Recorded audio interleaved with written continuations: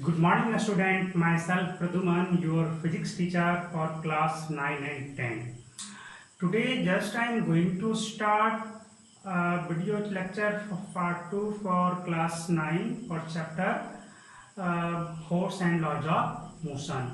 In previous classes, just I have discussed about force and types of force, balanced force and unbalanced force. Today, just I am going to discuss some topics. Topic is your inertia, types of inertia and laws of inertia. Inertia, what is inertia? Inertia is the property of body. Inertia is the property of body. By virtue of this, it resists to change in its position either in rest or in motion.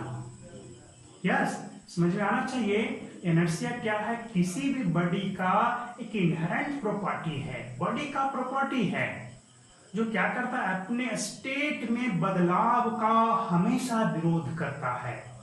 Opposes to change in its state. Inertia is the property of a body by which they opposes to change in its state. और inertia के बारे में ये भी कह सकते हैं कि द इनएबिलिटी मतलब विरोध करने का जो उनका गुण है, विरोध करने की जो उनकी क्षमता है, वही the inability of a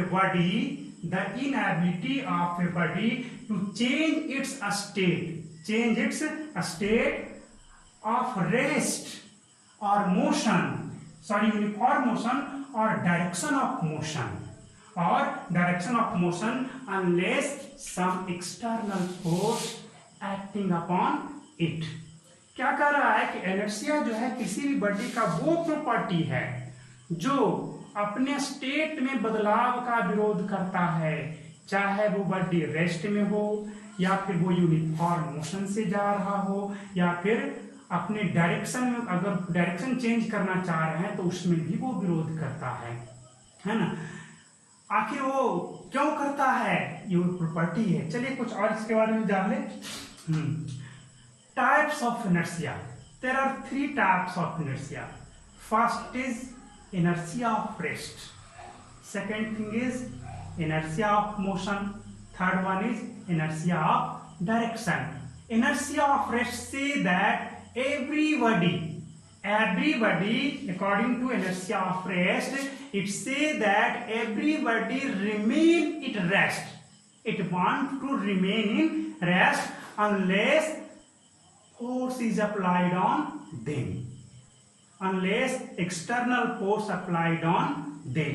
simple सा है. कोई भी बॉडी रेस्ट में रहना चाह रहा है तो वो रेस्ट में ही रहेगा जब तक कि कोई एक्सटर्नल फोर्स हम उस पर अप्लाई नहीं करते हों. इनर्शिया के बारे में क्या लिखा है? Mass of a body is a measure of inertia.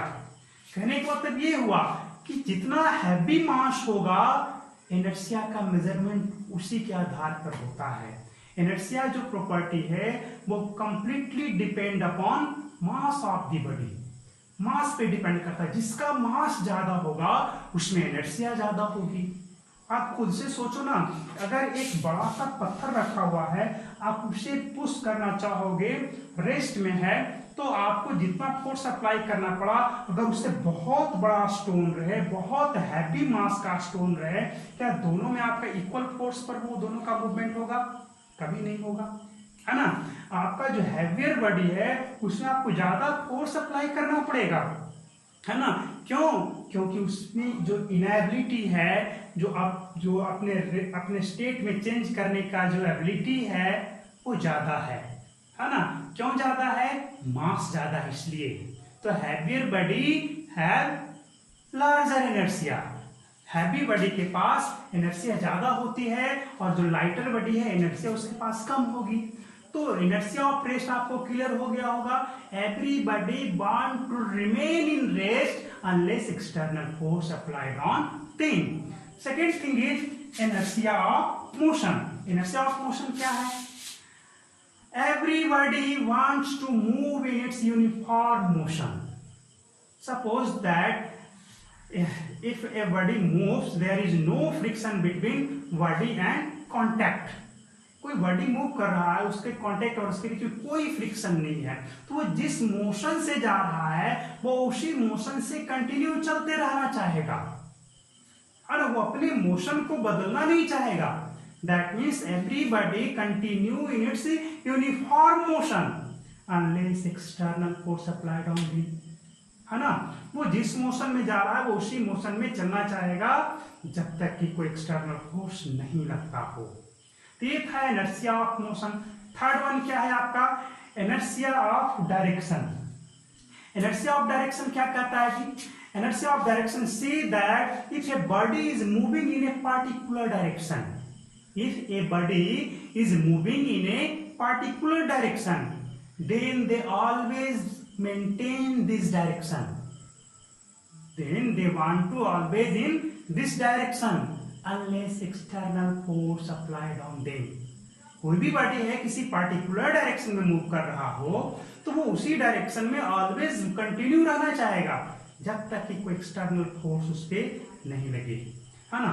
Example के तौर पर कभी कभी आप क्या करोगे कि बस में जा रहे हो बस में, अचानक से क्या देखते हो, बस जब टर्निंग होती है आप सामने की तरफ गिरने लगते हैं. सडन जब डायरेक्शन चेंज होने लगा तो आपका बॉडी जिस डायरेक्शन में जा रहा था उसी डायरेक्शन में चलता रहना चाहता है, बट टर्निंग पे जैसे ही टर्न आपका यू टर्न हुआ या जैसा सर्कुलर टर्न हुआ तो वहां पे क्या देखो कि आप गिरने की कंडीशन में आ जाते हो. क्यों? क्योंकि आप जिस डायरेक्शन में जा रहे थे उसी डायरेक्शन में चलना चाह रहे थे, आपका पैर का जो कांटेक्ट था उसी डायरेक्शन में चलना चाह रहा था, लेकिन जैसे ही टर्निंग लिया गया कोई एक्सटर्नल फोर्स आपके फीट और बस कांटेक्ट के बीच में आया, वो आपको इस डायरेक्शन में मूव कराना चाहा, लेकिन आपका ऊपर का बॉडी सामने जाना चाह रहा था. बस इसी कारण से आप गिरने की कंडीशन में आ जाते हो. यहाँ पर फिर इनर्शिया का रूल फॉलो हो जाता है ना. तो inertia of direction says that if body moving in a particular direction they always maintain this direction unless external force applied on them. Clear है? अगला क्या है? Laws of inertia. Laws of inertia से दैट ये तीनों जो statement था types of inertia का, ये तीनों का कॉम्बिनेशन है. Newton's first law of motion and laws of inertia both are same. हम इसे न्यूटन्स फर्स्ट लॉ भी बोल सकते हैं या लॉज ऑफ इनर्शिया भी बोल सकते हैं. According to Newton's first law या according to laws of inertia everybody continue in its state of either rest और in uniform motion in a straight line, है ना, unless external force applied on them. Simple सा है. Everybody continue, everybody want to stay in its state either it is in rest और moving with uniform motion unless external force applied on them. कोई भी body हो आपको जैसे जिस अवस्था में है जिस स्टेट में है वो उसी स्टेट में रहना चाहता है, उसी स्टेट में आपको कंटिन्यू रहना चाहता है जब तक कि उस पर कोई एक्सटर्नल फोर्स ना लगे. यहाँ पे इंपॉर्टेंट टर्म ये है कि everybody want to stay in its state. ये आपका फर्स्ट पार्ट हो गया. Either body is in rest और मूविंग विथ यूनिफॉर्म वेलोसिटी, और मोशन भी आप कह सकते हैं. यहाँ पे यूनिफॉर्म वेलोसिटी बोलना जरूरी है या यूनिफॉर्म मोशन बोलना जरूरी है ना. Unless external force applied on them. Simple सा है, बहुत हार्ड नहीं है ना. कोई भी बॉडी अपने स्टेट को कायम रखना चाहती है, चाहे वो रेस्ट में हो या यूनिफॉर्म वेलोसिटी से मूव कर रहा हो. Unless external force, that means जब तक कि उस पर कोई एक्स्ट्रा फोर्स बाहर से अप्लाई ना किया जाए. अगर आप यहाँ पे यूनिफॉर्म मोशन नहीं बोलोगे तब क्या होगा? यूनिफॉर्म मोशन नहीं होने का क्या मतलब है? एक्सेलरेशन हो रहा होगा, और एक्सेलरेशन हो रहा होगा यानी कि उस पर फोर्स लग रहा था, तब तक एक्सटर्नल फोर्स वाला हमारा काम जो स्टेटमेंट वो वैलिड नहीं रहेगा. इसीलिए यहाँ पे यूनिफॉर्म मोशन बोलना जरूरी है. तो इट्स ऑल फॉर टुडेज। आज का जो टॉपिक था मैंने फिनिश किया। इसे आप ध्यान से देखेंगे, एक बार देखेंगे, दो बार देखेंगे। Thanks for watching.